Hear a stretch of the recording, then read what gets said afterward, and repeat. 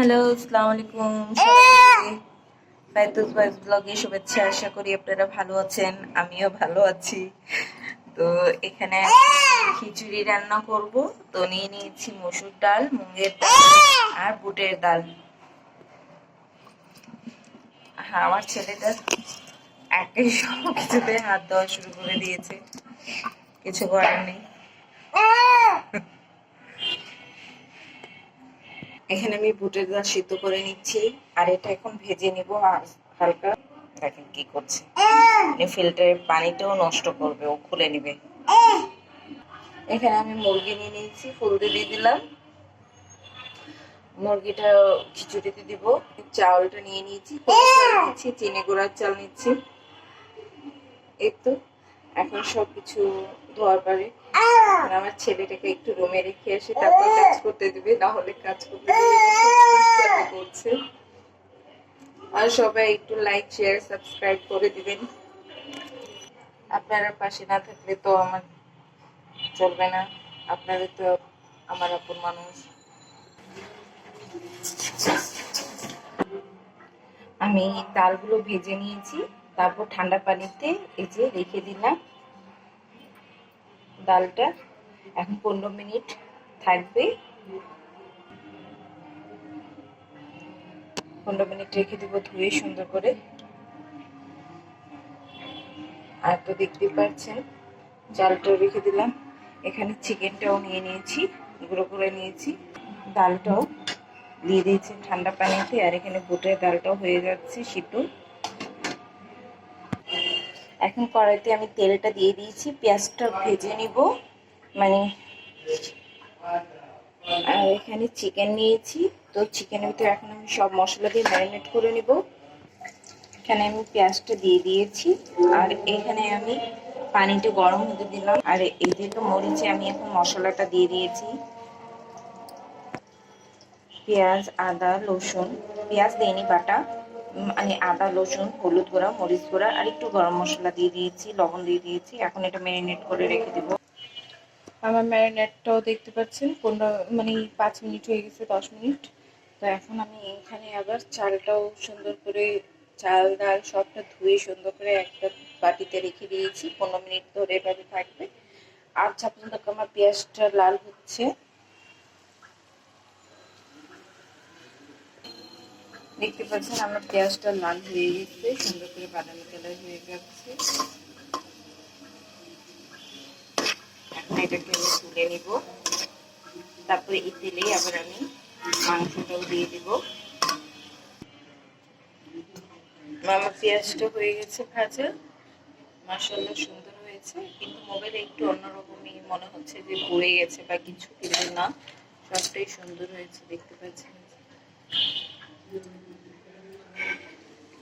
আর এখানে যে আমি চিকেনটা দিয়ে দিয়েছি। এখন এই চিকেনটা হতে যতক্ষণ লাগবে আলতো করে আমি ফ্রাই করে উঠিয়ে নেব। পাল্টিয়ে দিলাম।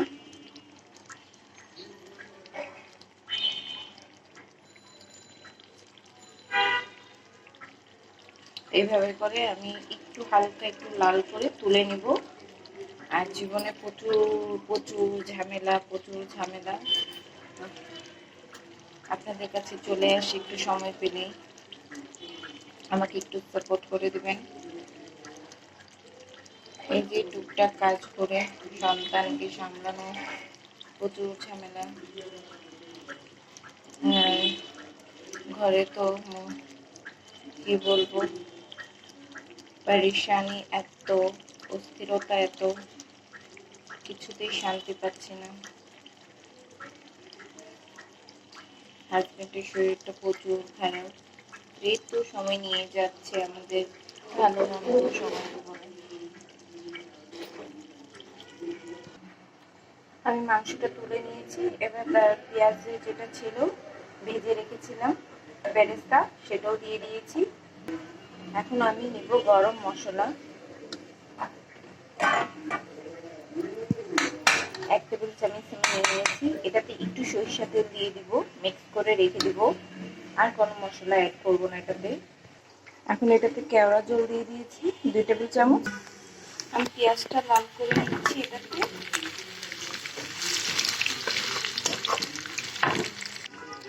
আর এখানে আমি সব গরম মশলাটা দিয়ে দিব এটাতে। জয়ফল, জয়ত্রী, লং, এলাচি সবটা দিয়ে দিলাম, তেজপাতা, একটু জিরা। আমি এটা আর বেশি লাল করব না, হয়ে গেছে। তো আমি এখন এটাতে একটু আদা রসুন পেস্ট দিয়ে দিচ্ছি। এখন এটাতে আমি আদা রসুন পেস্ট দিয়ে দিলাম, এটা একটু ভেজে নিচ্ছি। এখন মরিচ, হলুদ গুঁড়ো, মশলা দিয়ে দিব। সব মশলা দেওয়া হয়ে গেছে, এখন এটাকে সুন্দর করে একটু ভেজে নিতে হবে। ভাজা হয়ে গেলে আমি চাল দিয়ে দেবো এটাতে। লবণটা পরিমাণ মতো আপনারা দিয়ে দেবেন, আমি দিয়ে দিয়েছি। যারা সিম্পলে কাজ করতে চান তারা এইভাবে তাড়াতাড়ি সব কাজটা করে যাবে, কোনো ঝামেলা নেই। মানে অতটুকু ঝামেলা নেই, শর্টকাটে কাজ হয়ে যাবে, আর টেস্টও হবে খাবারটা, কোনো ঝামেলা নেই। এই যে ডাল চাল আমি সবটা দিয়ে দিয়েছি এটাতে, এখন এটা ভেজে নেব।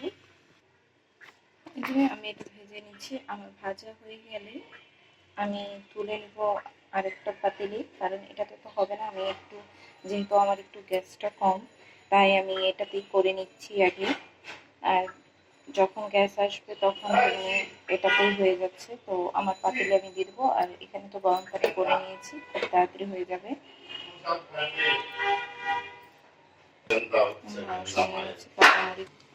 খিচুড়িটা এই যে বড় পাতিলে ট্রান্সফার করে নিলাম। এবার পানিটা দিয়ে দেবো আর মাংসটা দিয়ে দেবো। হয়ে গেছে আমার রান্নাটা। তো আল্লাহ হাফেজ, সবাই ভালো থাকবেন, সুস্থ থাকবেন, আমাদের জন্য দোয়া করবেন। এখনো পুরো কাজ বাকি, আমার কাপড় ধোয়া বাকি, অনেকগুলো কাজ এখন সবটাই করতে হবে। আল্লাহ হাফেজ।